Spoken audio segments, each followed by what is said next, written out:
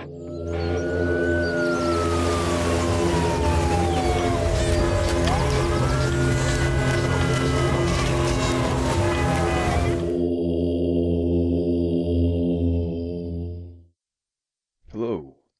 this is Nicholas Sotomayor from Los Angeles. The World Through Zen Eyes is brought to you by listeners like you, the only podcast where you can get your Zen questions answered by real live monks, not the AI kind. Consider making your humble donation today. Welcome back to another episode of the World Through Zen Eyes podcast. I'm Young Ansonim here with Dr. Ruben Lambert. welcome back. Last was the 20th? So this is the 21st episode. And usually the circles, the come around circles are like the even numbers, so like the 20th, right? Right. Because we're sort of full circle in a sense. Tiny little circle, but nonetheless, circles are circles. Size don't matter. Because somebody still, and so we have to exhume. You know, it's the saying of beating a dead horse, I think. It's the saying. Right, yeah. Yeah. Mm-hmm. So now I thought the horse was dead. I thought it was buried. Mm-hmm. So I have to exhume a horse to beat it yet again. And I say You have to this... resurrect? Resurrect, yes.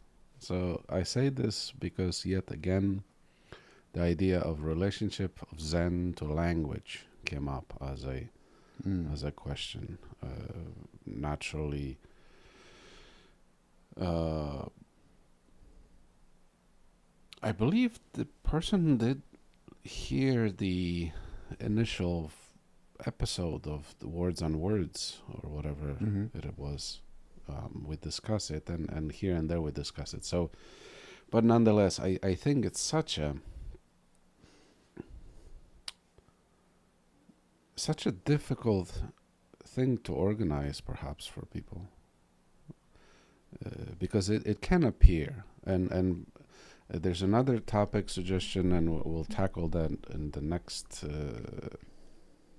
episode regarding the seeming pessimism of Buddhism and Zen and how people view it as sometimes a negative I path. believe that to be a myth that needs to be dispelled. Sure. Well, so we'll talk about that one. Well, language has just, in general, such shortcomings. Right. We've that's the we thing. touched on We've that talked already, about right? it. We said the story about, well, this would be homophones, right? Words that have multiple meanings. The story of the crib, move the crib. But I remember another time, too, this would be a translation issue, where language and culture, not having a good understanding of the language because you're from a different culture can create a lot of misunderstanding. But we used to go often to the Chinese Buddhist temple, Shifu's temple, and I recollect one time going to his bathroom, Right. and right there on the toilet was I guess the toilet had some kind of a malfunction, and it said, do not, and then the curse word of going to the bathroom and doing number 2 or defecating, right? And I look at it, I was like, whoa. It's a you know, little this is what's jarring. going on. This is a Buddhist temple. We're supposed to teach, proper use of words, right? Google Translate. And here we go. I had to go out and tell him, Shifu, you're Right. We had to cursing. make a new sign. You're cursing Yeah. there. Did you know you were cursing? He had no idea, right? Right. So he was just, translating, and he doesn't have the grasp of the actual use of the words, right? So. Right. And it is culture. Again, it's what do we mean by culture? Because ultimately speaking, each individual person is their own culture, their own world. And we're not saying, because then there's the sutras or the scriptures, right? That hold the teachings. And so what do we do with that? How do you think about that? And so maybe that's the way to approach it. Mhm. So we have to understand whenever we mention the shortcomings of language and things of that nature, is essentially the shortcomings of language to really express something completely. And that whole idea of map is not the territory comes in, the whole idea of a cookbook, if you rip out the page Right. of peach cobbler and you eat it, there's no Sure. peach cobbler flavor in it. So the organization, when you hear within the Zen tradition, and this is very much Zen thing, whenever you hear this idea of words being inadequate and language falling short, it's not talking about a conversation between two people on the latest episode of, I don't know what sitcoms out there is currently. 30 Yellowstone. Rock. Yellowstone. Yellowstone. Is a Okay. popular. So show. that's not, of course, that's not what we're talking about. We're going to use language and communicate and discuss ideas and things like that. And there's a need for it, right? There's Right. a purpose for it. So the way to consider it, there's a definition, a commonly used definition, perhaps somebody made for Zen. You see it on websites frequently of Zen places and stuff. That Zen is the mind-to-mind transmission, mind-to-mind transmission outside of the scriptures, I think, Mhm. if I get it right. And this is largely what we're talking about, but it's also not the fact that we just are like, nah, we're not using language because we're cool or special or fancy or whatever. Mm-hmm. What it points to is that there is a place within the spiritual journey, if you want to call it, within one's Zen journey, where we get to a point where things are simply beyond language. Mm-hmm. It's not even that, it doesn't suggest that the speaker doesn't have a vivid enough imagination to express what they want to express. It's just that it's a wordless thing. Sure. And so this is the idea. So what we then get, and the warnings regarding language within the Zen context essentially says, is beware of how pigeon-toed you get in the words and what the words are saying. Mm-hmm. Because for one, they cannot fully explain a thing that is ephemeral.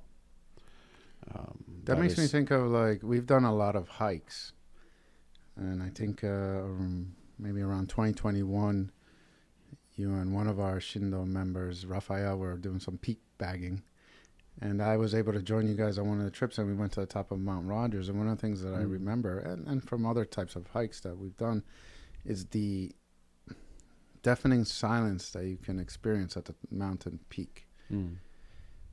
And yeah, I'm saying deafening silence, but that nowhere near captures what my experience was. Right. Because the experience was one of silence, but there was something there. Right. It wasn't It wasn't silence. Right. It was Wasn't also a vacuum. something there. Yeah.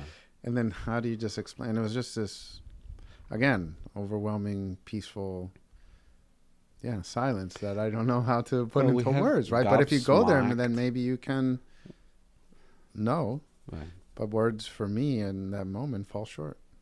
Gobsmacked. Right. That's a word. That's like I'd have to go to Webster for that one, but right. That you're just sort of the gift of the gab is the talking. Gobsmacked, meaning it just kind of takes the tongue out your mouth, takes the words out of you, and it's sort of awe. Behold the thing that is, awe and sublime and transcendent, and all of those terms make a feeble attempt at trying to get this point across. Essentially what we're talking about is I was teaching a healing arts class at one point in time, and someone had taken up yoga also, and we were working on a balance exercises, so lots of standing on one leg, and they borrowed from the yoga class this concept of, you imagine a triangle of your foot, which is these are useful tools, right? So your big toe, your pinky toe, your heel form this triangle, and you want these, these 3 points to be balanced, and that's, that kind of thing. And these things are useful things.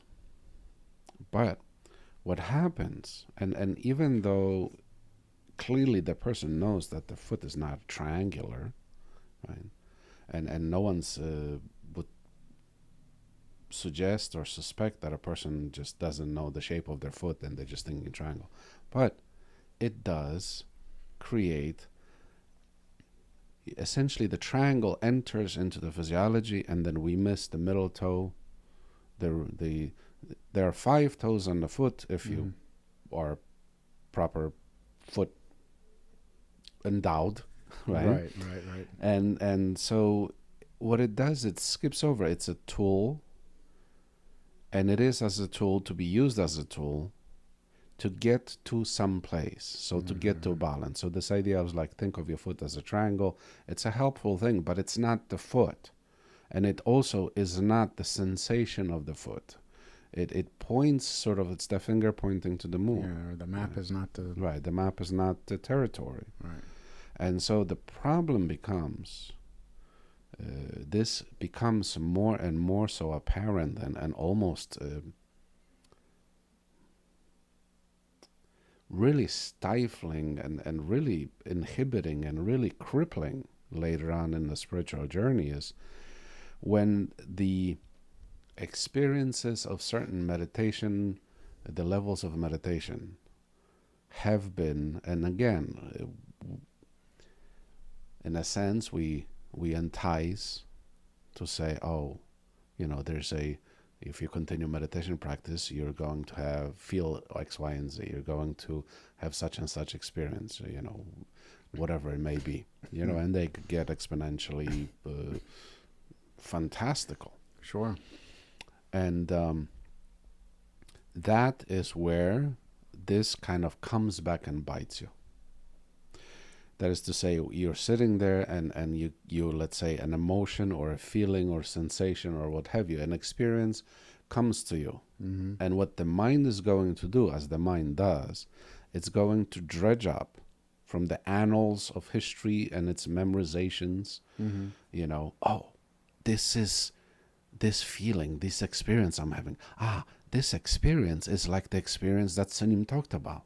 Matching. This experience Comparing. is what I read in X, Y, and Z book, what I saw in X, Y, and Z documentary, what I saw on TV, what I saw in the magazine, what I saw whatever, right? And so the mind is going to do this because that's what the mind does. But it's going to do this. And as you're sitting there, having your experience, you don't have the experience in a virgin state. You have the experience, and that experience becomes clouded by identifications, categorizations, by words, by what that means. Because if that means I'm having this experience, then the next experience is going to be that thing that we heard about, that thing I've read about, etc., etc. And it will cleave itself into your mind. And the second you identify the experience as such experience, you will lose your experience, your real experience. The second you identify it by name, by what it means, by where it supposedly stands within the trajectory, what landmark of the spirit journey am I currently on? I've seen a thing, I've heard a thing, I felt a thing, all of that, whatever it may be, it's going to trigger the mind to wake up from its meditative state into its regular daily state, and it's going to ruin the experience. It's going to take away the experience. And this is where this comes back to bite us. This is perhaps why, as I'm saying this is perhaps why This may be the very reason why people find it so difficult to grasp. No, but I love reading books. Fine. No one's saying don't read books. Sure. No one's saying don't study. No one is saying that. What we're saying is in the context of genuine experience. The story you have read about said genuine experience will become an inhibiting factor when that experience comes. And so this is where the long ago stories frequently take us to these places of practitioners who did the work. This is how you do meditation, this is what you do. And let's say they did the work and they weren't given the litany of fantastic experience you're going to have, the emotional state, whatever. You're going to see a thing, you're going to hear a thing, you're going to fly, you're going to whatever, right? We read this stuff and it's interesting, right? It's intriguing, it's enticing, but ultimately what it is it's,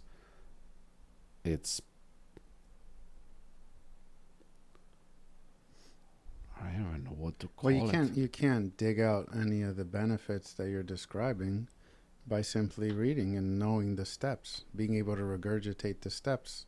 Right. Step 1, do such and such. Step 2, do such and such. It's like, knowing how to pick up a dumbbell and curl it. You can know all the names of the muscles. You can know all the tendons, all the bones, know the exact movements, but you're not going to strengthen any of those things unless you put that exercise into practice. And I think that's where the hindrance occurs, is there's a use for it, but understand the use for it. I think Ilbong Sunim, one of the great Zen masters of the Korean Zen lineage, highlighted this when he created his own jon by naming it Ilbon Songyo Jon, right? So he recognized the need of the sutras, right? But highlighting that Zen is the actual putting into practice, the experiential. And if you just look at the, let's say, the academic curriculum, the way it's in some professions, the way it's supposed to be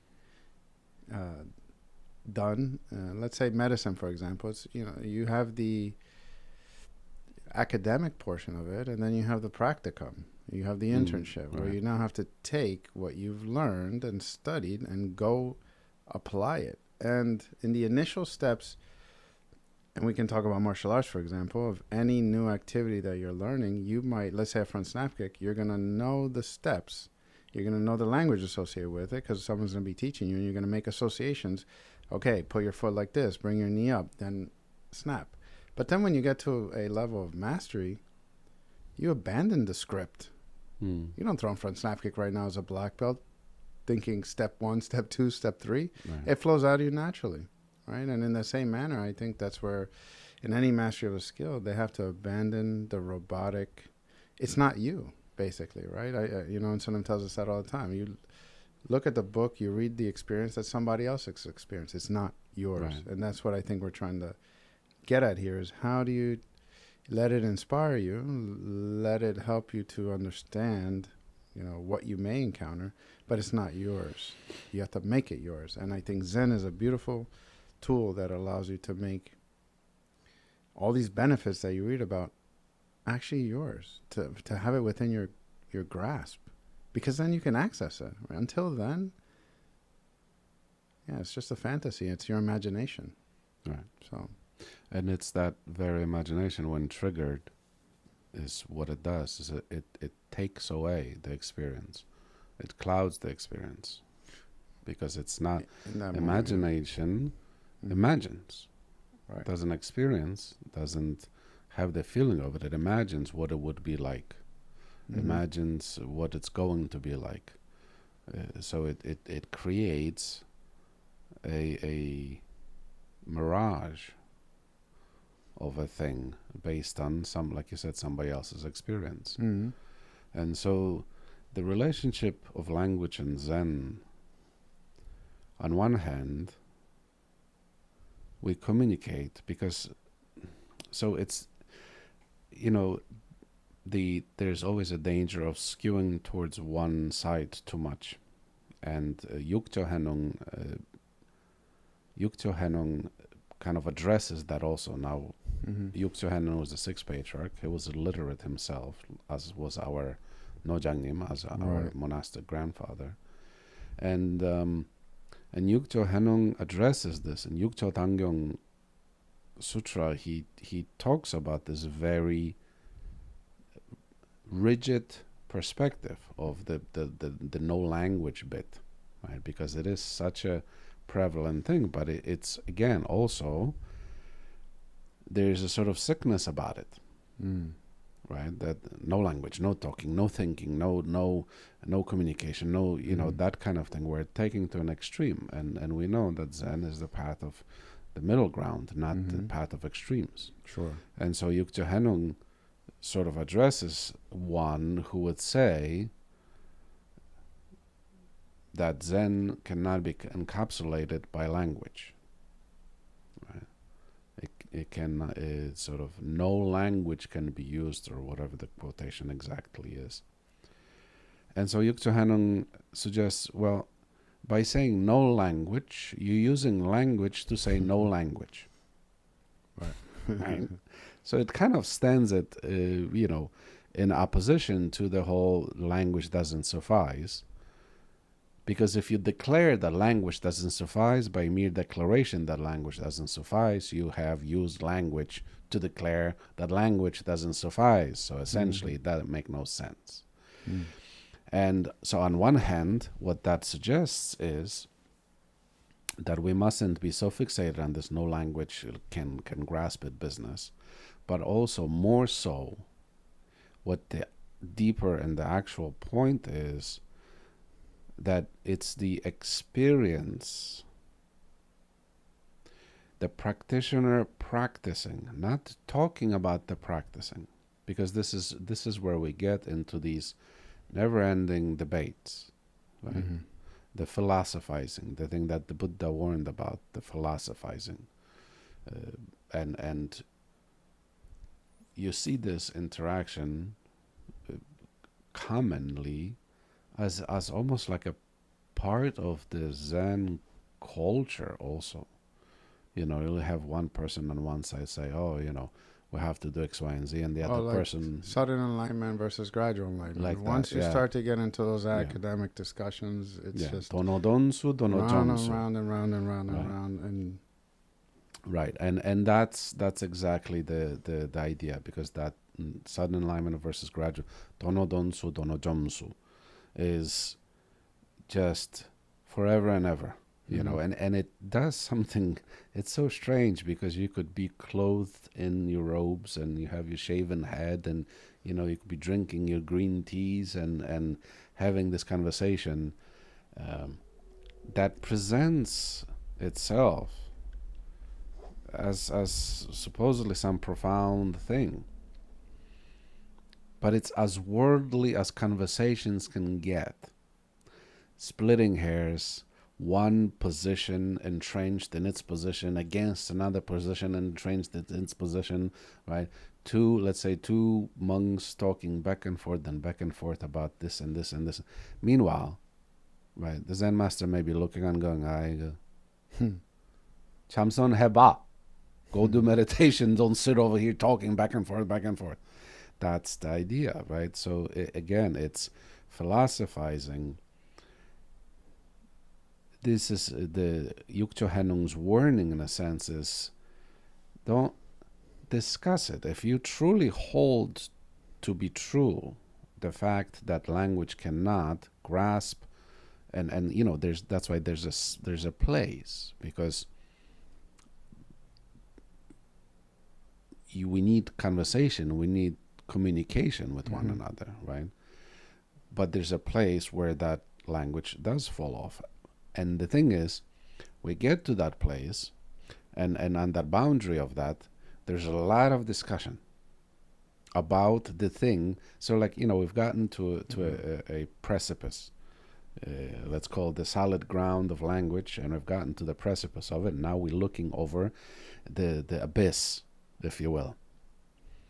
And the abyss is devoid of soil because it's abyss, right? And so we haven't a thing to talk about it. We're standing on the edge of it, standing on dirt. We could talk about the dirt. Oh, look at that. There's a grass there, and there's a rock, and there's a pebble, and there's a shell, and there's this kind of dirt, and that kind of dirt, and there's clay, and there's mud, and there's jabber, right? So we could discuss the place we're standing on, but we cannot discuss the thing that we're facing, which is absent and devoid of all the things.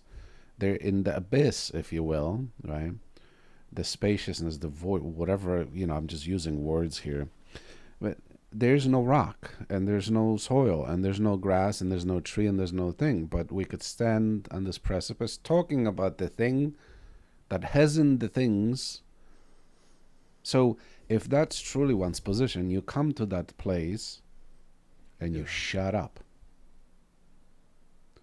And you if I mean, and this is kind of akin to your experience, what you were talking about, right? We come to a lovely place, sometimes the ocean or a sunrise will do it, or a flower will do it, or the glimmer of this rising sun in the eye of an ant, right? The reflection of all the dandelions in the one dangly drop of morning dew that's just about to break off the tip of the blade of grass. You look at it and you shut up. Why? Because it just awe. It's and you, what you do is you just then are there. You take it in, you soak in, and you let that wash over you. And the second you make an attempt to talk about it, you bastardize the thing. You taint it. You taint it. I thought of this example as you were talking. I was thinking about a NASA ship taking off into space. If the rocket booster were words, it helps you achieve escape velocity. It gets you to the edge of the earth. But then once you go into the gong, into the emptiness, the vast emptiness of space, you don't need that. So it sheds the rocket and it falls back to the earth. It cannot help you once you cross out of the earth's atmosphere. Right. And it's not necessary. Because, one thing about space is once you move in a certain direction, you move in that direction infinitely. You don't need the rocket and the weight and all of that. So, and if you crash into meteor, then that explosion of it is going to announce your arrival. And that's why Zen masters have a sort of great guffaw when they reach alignment. The ha ha, and they make a great declaration. That's crashing into the thing. Yeah. So words. There's a point where words fall short. Words are not necessary, and you have to move past it and crash into your great enlightenment. It's also a useful way to think about just how much reliance there is on words and for an experience as a placeholder for an experience. Oh, you went to that restaurant? Yes. How was your whatever meal? Oh, it was fantastic. What does that mean? Right. Oh, it wasn't too dry. It wasn't too, soggy. Okay, what does that mean? And we could go on and on and on and on. Right. And the other salty. person, right. That's just one of a whole combination of flavors that you could have experienced, right? And that rocket image that you brought up. We have that within the very Zen teachings. The Buddha talks about a raft building, right? Clearly, yeah. And it's the amount of time and the collecting the trees and weaving rope and tying the things together, and you go out there and it sinks, and you're like, oh man, you try to refine it, and we'll put all of this work and time and blood and sweat and sweat and tears and effort, and so there's an investment in a sense into creating this raft. And once buoyant, and once you realize, oh wait, but the current is so we need some kind of oar or a mast or something, sails, or some kind of propulsion capacity. And so all of that work collectively to get across to the other shore. When you, however, get to the other shore, you don't pick up the raft and carry it on your back because you've arrived. And so this is this very point. Yeah. And, you know, in that story, the Buddha is even talking more profoundly so about the very teachings of Zen. They were used as tools. They were used as the raft, right? But once you get to the other side, once you know for yourself, once you see for yourself, you then and only then really see the tremendous amount of shortcomings, and you understand only then how these tools were used to get you there. And so this is, again, it's not disparagement of language, it's a understanding of its function. That's what we're after. It's not, and this is also true with our Kojong-kwanyam. It's the same very principle. Kojong-kwanyam are these fixed ideas that are sort of unmovable in the mind. You know, the things we're fixated on, the arguments, that the perspectives, the point of views. I mean, we've talked about Kojong-kwanyam before a number of times. And so understanding when I am entrapped by a Kojong-kwanyam, when it has come out of the unconscious, the chamja-oishik mind, into the current thinking, and where my perception is skewed towards some fixated viewpoint. I just want to add a little, we're talking about words, but let me illustrate the way it comes out. It doesn't come out just like, hello, hi, I'm here, right? It's like an asteroid crashing into Earth, right? Kojong-kwanyam is your habit. Whatever you're thinking about, when that guy shows up, it pushes everyone out the way and it takes over. And it's certainty. There's a terrific and horrific certainty that Kojong-kwanyam has, these things, because this is the that really foundation. hinders people from really growing, because they are sure, you know, I know that if I go back to that school or that restaurant or to that play or whatever it is, or to that city, I know that such and such X, Y, and Z is going to happen. Right. Really? Are you sure? Yeah, the city might not be there. Yeah, the city might not be there. The same people that were there. Everything's you know, different. let's say someone, you know, I don't know, pickpocketed you or whatever it was, right? You know, you cannot just declare the whole city to be full of pickpockets because it happened one time. But Kojong-kwanyam will declare it to be certain that will happen once again. Yeah, it's not a living thing then. Yeah, it's and again, this isn't to say, because someone might dredge up a counter argument to say, well, you know, if you've been to a place, you went hiking and you know, on the way to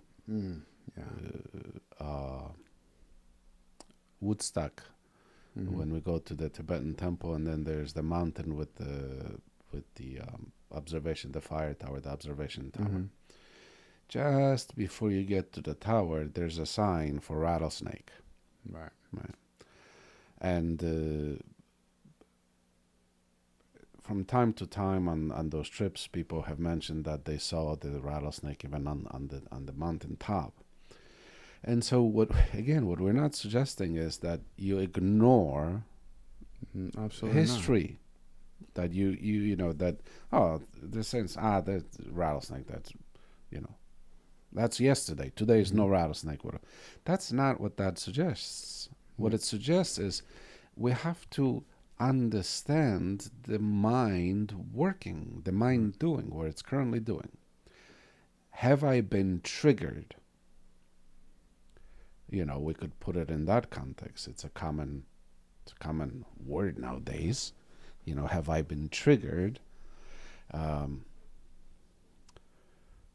Now, I might have just opened up a can of worms over here, Pandora's box with the word triggered, because everybody's, you know, the commonality now with the term triggered and everything being triggering.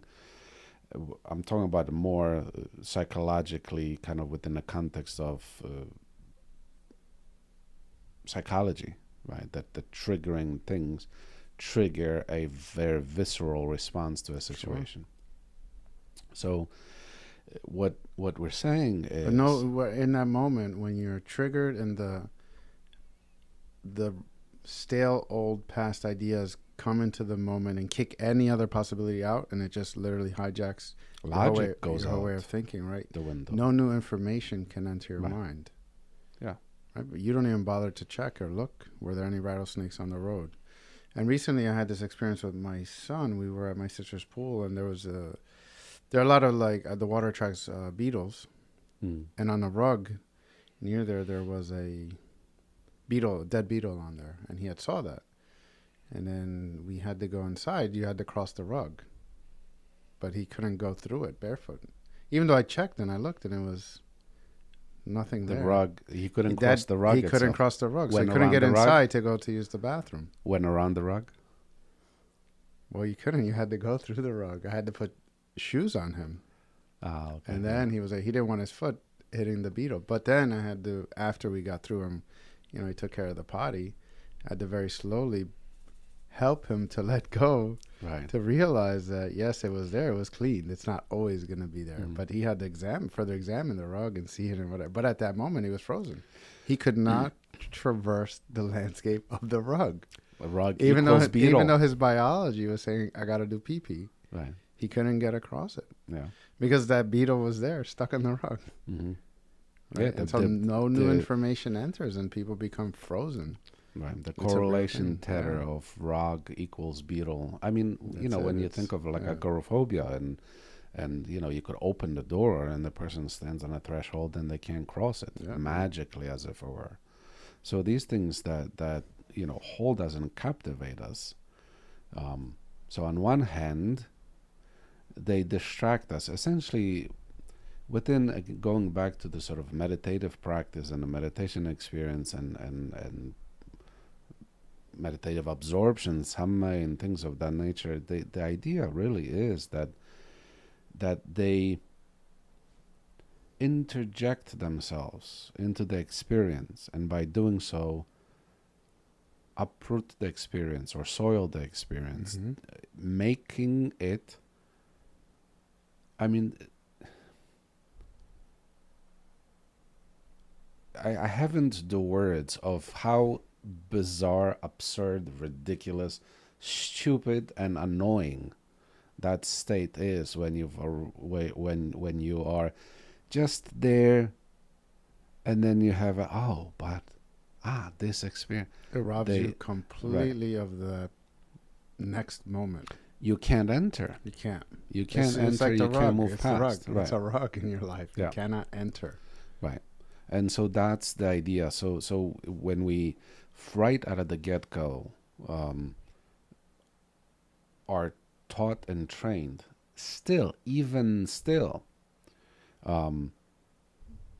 because we use language to teach, we use language to explain, etc., we communicate, but in the back of the mind, we have to have this understanding that these are instructions, and that they have their function, and that they do what they need to do.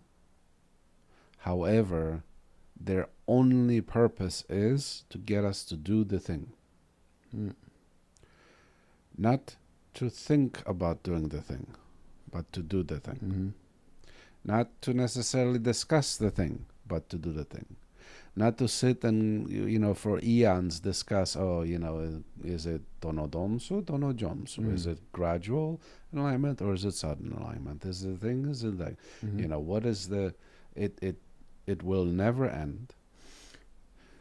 The one will never enter into enlightenment. The distance between you and enlightenment or a new groundbreaking experience is wider than the Grand Canyon. Because it's like the Dono Donsu, what is the other one? Dono Donsu? Dono Jonsu. Dono Jonsu. It's like you put a cup there on the table, and I'm on this side and you're on that side, and it has water in it, clear water, and we're debating whether it's hot or it's cold, whether it's salty or whether it's flat. Right. Not We could having be there for tasted 10, any of it. exactly, 10,000 years going back and forth as to why. You know, crouching down, looking at it from different angles, holding one eye shut and looking at it, you know. Right. Until you taste it, like you said, you'll never know. Yep.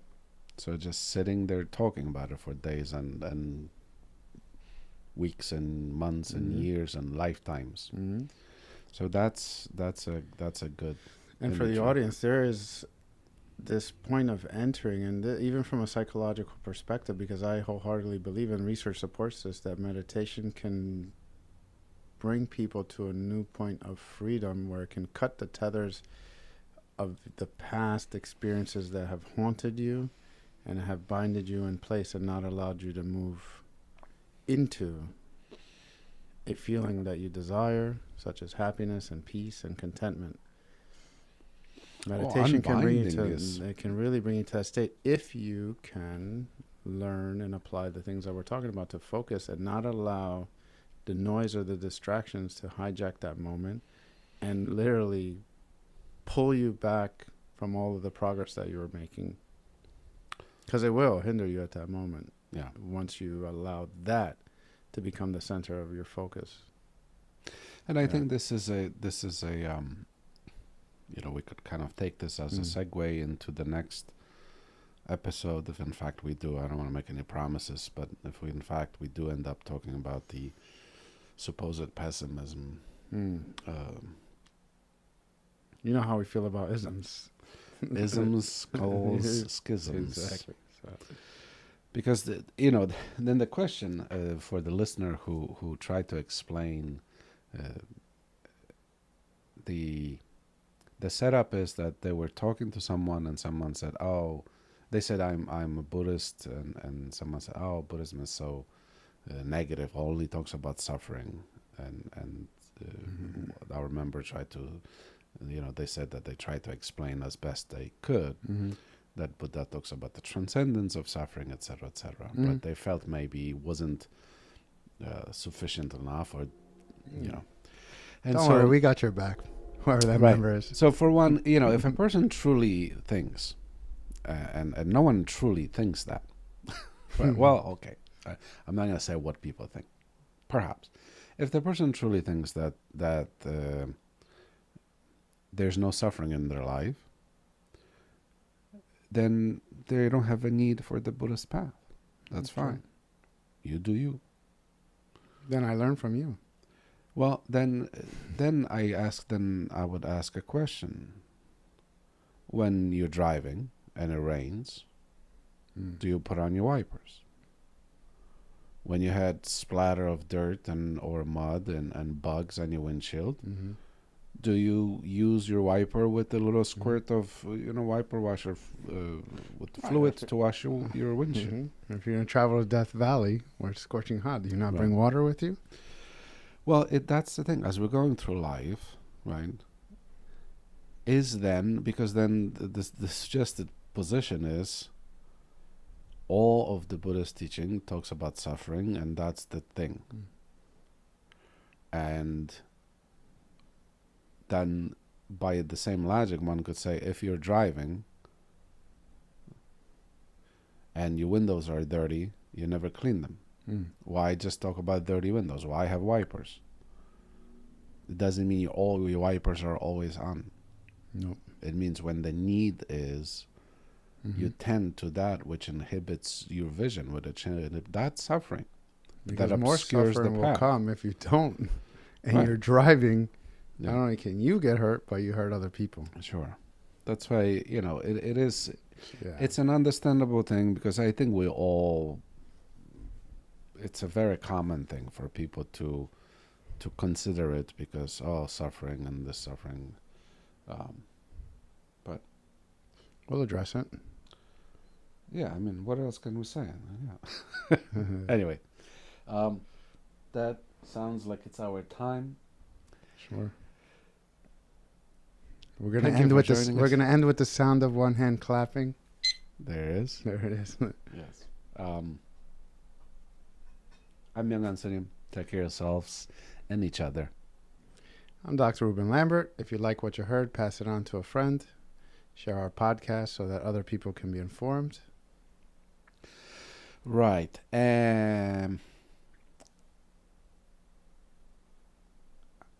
If you are a listener, I would really love, we would certainly, to feature your suggested topic or answer, perhaps, or discuss your suggested question. Right. And I say this on the account that, in as much as this is, I think many people listen to this, very few people watch the video of it because it's just a video of two heads talking. But I think more people listen to it, and they listen to it perhaps while driving or doing things. I don't suppose anyone's sitting deeply engrossed, eyes closed, and listening to the great wisdom flowing. I'd rather we not be a radio station. Sure. That just simply pumps stuff out in like out into the ether. I would love for this to be almost perhaps a delayed discussion. We have a conversation, I say a thing, and 2 seconds later you say a thing. And we've said a thing, and if a person listens to this episode 7 years from now, it's just a 2 seconds that's been stretched out. So how about a conversation? What your positions, what your thoughts are on the topics discussed. Do you agree or disagree? Do you want to kind of isolate some element that you heard and you want it addressed? So please try not to think of these podcasts as just a broadcast of something. This is the other reason why language and its relationship with Zen has this kind of a interesting relationship. Books don't know you personally. You can ask a book and it will not answer a question. We read a book, our mind scans, tries to pluck out things that are echoing within one's mind and heart and life experience. Oh yeah. But it won't answer anything because it can't hear you.